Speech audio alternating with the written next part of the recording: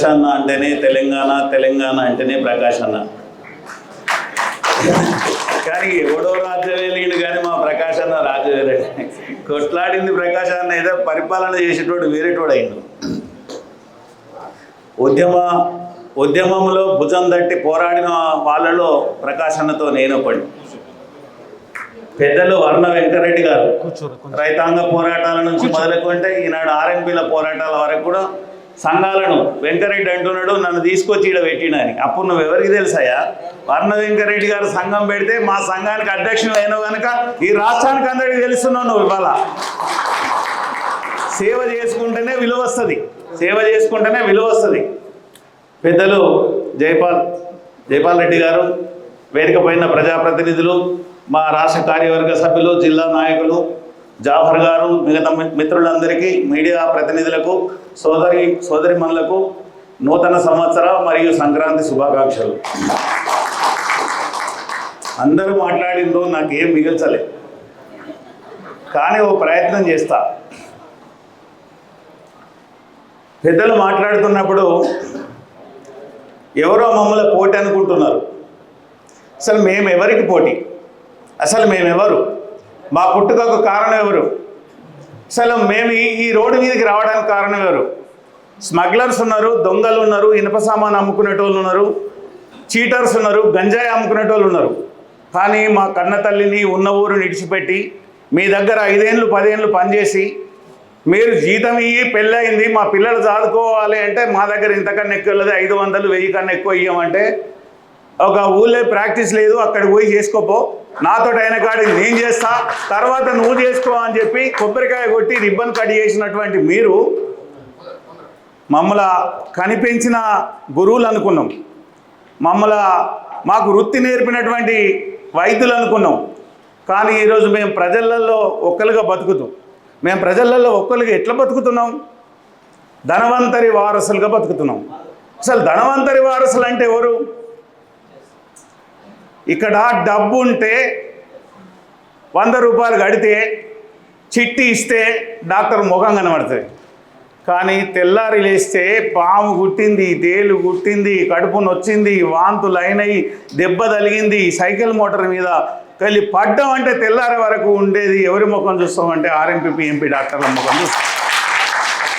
ఎక్కడ మన వాడలో, మన ఇంటి దగ్గర, మన చేను దగ్గర, మన పొలం దగ్గర, మన చిలక దగ్గర మేము ఉంటే తీసుకుంటాం, ఇస్తే తీసుకుంటాం, లేకపోతే దండం పెడితే మళ్ళీ ప్రతి దండం పెట్టి వెళ్ళిపోతాం.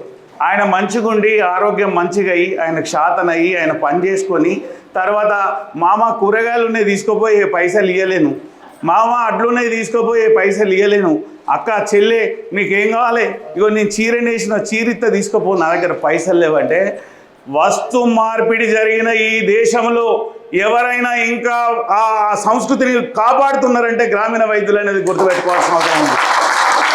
మీరు డబ్బును చూసిన తర్వాత మా ముఖం చూస్తారు, కానీ మేము జబ్బును చూసి వాళ్ళ మనసును చూసి వాళ్ళ బాధను చూసి వాళ్ళ కష్టాలను చూసి మేము వైద్యం చేస్తాం. అందుకే మేము ధనవంతరి వారసులం, ఆ వారసత్వాన్ని కొనసాగిస్తున్నాం. పేదవాళ్ళలో ఉంటున్నాం, పేదవాళ్ళతో జీవిస్తున్నాం.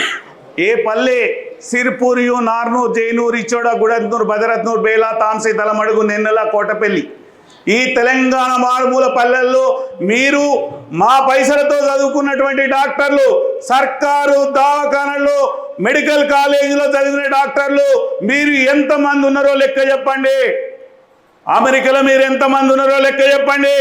పట్టణాల్లో మీరు ఎంతమంది ఉన్నారో లెక్క చెప్పండి. మాకు జీతం ఇవ్వలే, మమ్మల్ని కాలేజీలో చదివియలే, మాకు ఎంబీబీఎస్ సీట్లు ఇవ్వలే, ఒక్కనాడన్నా మేము సేవ చేస్తే శభాషానికి ఇట్లా కొట్టలే. మేము కన్న తల్లిని ఉన్న ఊరిని విడిచిపెట్టి గుడిబడి లేని గ్రామాలు ఉన్నాయేమో కానీ గ్రామీణ వైద్యులు లేని గ్రామాలు ఉన్నాయా? మేము గక్కడ బతుకుతున్నాం. గక్కడ బతుకుతుంటే మీరు ఎట్లా బతుకుతారు? మీరు బతకద్దంటే ఎట్లా? ఇది ప్రజాస్వామ్యమేనా? మీరే కదా మమ్మల్ని తయారు చేసింది. మేము గ్రామాలలో ఉండి ప్రజల ఆదరణ చూస్తున్నాం. మీరు డబ్బును చూస్తున్నారు, మేము జబ్బును చూస్తున్నాం. మీరు మనీ చూస్తున్నారు, మేము మనసు చూస్తున్నాం. మేము మనసు చూస్తున్నాం, మనసు చూసి వైద్యం చేస్తున్నాం. అందుకే అన్న ప్రకాశ్ అన్న చెప్పాడు, మర్మం తెలిసినటువంటి వాడు ఎవడంటే వైద్యుడు. మర్మం తెలిసి రోగానికి వైద్యం చేస్తున్నాం. ఏం వైద్యం చేస్తున్నాం? నీ ఆకలికి, నీ దరిద్రానికి, నీ పేదరికానికి, నీ మానసిక క్షోభకు కారణం నీకు బువ్వ గట్టిగా తినమని చెప్తున్నాం మేము. వాళ్ళకు, పేదవాళ్లకు, పేషెంట్లకు బువ్వ గట్టిగా తిను, నీ రోగాలన్నీ పోతాయని చెప్తున్నాం. మామ గట్టిగా తిను మామ, తాత అని చెప్తున్నాం. వాళ్ళకు ధైర్యాన్ని ఇస్తున్నాం, వాళ్ళకు మనోనిబ్బరాన్ని ఇస్తున్నాం, వాళ్ళకు మనశ్శాంతిని ఇస్తున్నాం, వాళ్ళకు మేము ఉన్నామని చెప్తున్నాం. ఏమి లేకపోతే, ఎవరు దొరకకపోతే మా రక్తాన్ని కూడా ఇచ్చి వాళ్ళకు ఆపదలు ఉంటే, యాక్సిడెంట్ ఉంటే బతికించుకుంటున్నాం. మొన్న కరోనా వస్తే 85 మందిని కోల్పోయినాం రాష్ట్రంలో. కరోనా మహమ్మారిలో ముట్టుకుంటే మన ప్రాణం పోతుంది, ముట్టుకోకపోతే మనం బతకలేము, చచ్చిపోతాం. ఉవ్వకు లేదు, ఎవ్వరు మన దగ్గరికి వస్తలేరు.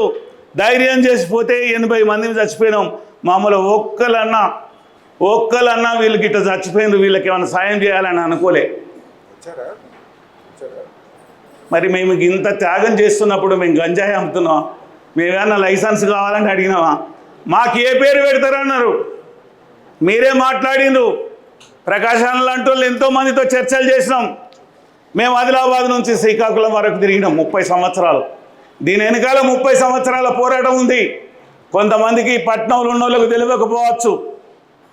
గ్రామీణ ప్రాంతాలు అన్నీ తిరిగినాం, అన్ని సంఘాలను కూడగట్టినాం, ఫెడరేషన్ అని ఏర్పాటు చేసినాం, నిజాం కాలేజ్ గ్రౌండ్లో భారీ బహిరంగ సభ పెట్టినాం, ముఖ్యమంత్రిని ఒప్పించినాం, జీవో 1273 తీసుకొచ్చినాం.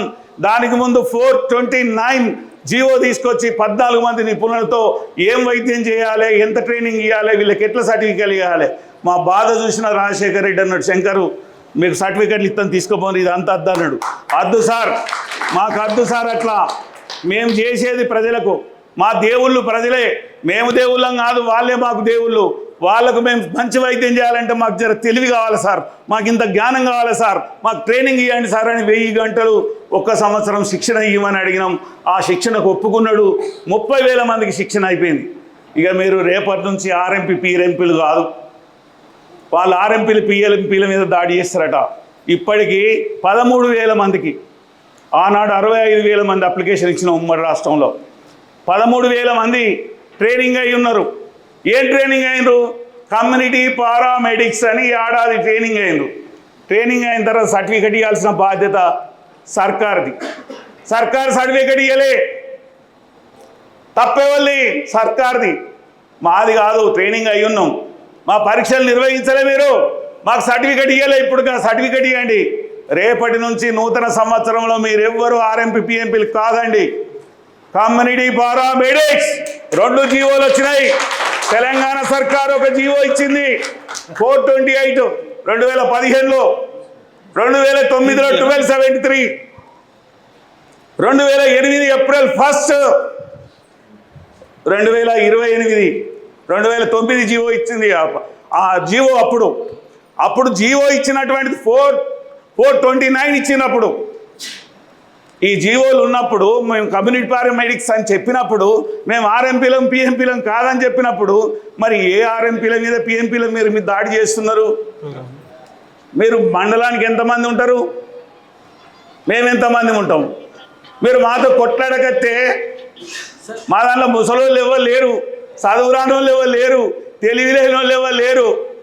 ఒక్కసారి ఇక్కడి నుంచి ఉష్కోలగాని పిలిపిస్తే మీరు ఊళ్ళో వదిలిపెట్టి పారిపోవాల్సిన పరిస్థితి వస్తుంది. ఖబర్దార్.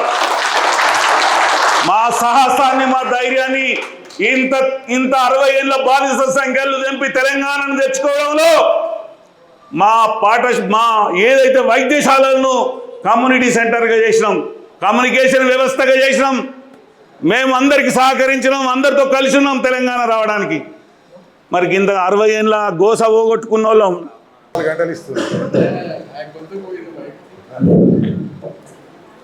ఇవాళ ఆనాడు రాజశేఖర్ రెడ్డి గారు ఇచ్చారు జీవో, ఆయన సర్గస్సులు అయినారు. ఈ సర్కార్ రాకముందు, దానికి ముందు 10 ఏళ్ళు తెలంగాణ గవర్నమెంట్ ఉన్నటువంటి గవర్నమెంట్ మేనిఫెస్టో, అన్న చెప్పినట్టు మేనిఫెస్టో పెట్టారు. మేము అడిగాం మేనిఫెస్టో పెట్టమని, అన్ని పార్టీలను అడిగినాం. ఆనాడు చెలో అసెంబ్లీ పెట్టినాం, 1,00,000 మందితో భారీ బహిరంగ సభ పెట్టినాం. ఏం ఉద్యమాలు చేయలేని వాళ్ళం కాదు. కానీ వాళ్ళ మమ్మల్ని చీల్చాలని కొన్ని రాజకీయ పార్టీలు కుట్ర చేస్తున్నాయి. దయచేసి మా మానాన్న మమ్మల్ని ఉండనియండి.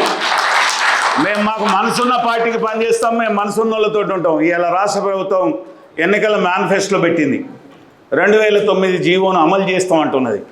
మాకు కొత్త జీవోలు అవసరం లేదు. ఆ రోజు మేము ట్రైనింగ్ అయి ఉన్నాం కనుక ఆ జీవోను జైపాల్ రెడ్డి లాంటి వాళ్ళు, ఇంకా కౌన్సిలర్లు, సర్పంచులు, కాంగ్రెస్ పార్టీకి సంబంధించిన మన వైస్ చైర్మన్స్, మిగతా పెద్దలు ఉండరు. మీరు ఎమ్మెల్యేలకు మీరు చెప్పండి. మేము కూడా చెప్తున్నాం. మేము కూడా చాలామందిని కలిసినాం. ముఖ్యమంత్రి గారి టైం అడుగుతున్నాం. మేము 2-3 సార్లు ప్రయత్నం చేసినాం. ముఖ్యమంత్రి గారు కూడా ఓ రోజు అనౌన్స్ చేశారు, ఆర్ఎంపీ పిఎంపీలకు శిక్షణ ఇచ్చి సర్టిఫికెట్ ఇస్తామని. ఓ దిక్కు ఆయన చెప్తున్నాడు, ఓ దిక్కు వీళ్ళు పోయి ఊళ్ళల్లో దాడులు చేస్తున్నారు. మరి మీరు దాడులు చేసి మేము దాడులు చేస్తే మనం కొట్లాడుకుంటే పేదలకు వైద్యం ఎవరు చేయాలి? మేము మానుకుంటే పేదలకు రోగం వస్తే ఎవరు చేయాలి?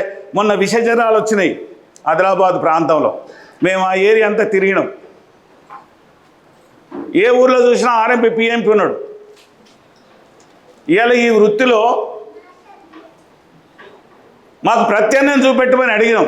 మీరు కమ్యూనిటీ పారామెడిక్స్ ఉండు అన్నారు. మేము కమ్యూనిటీ పారామెడిక్స్ ఉన్నాం.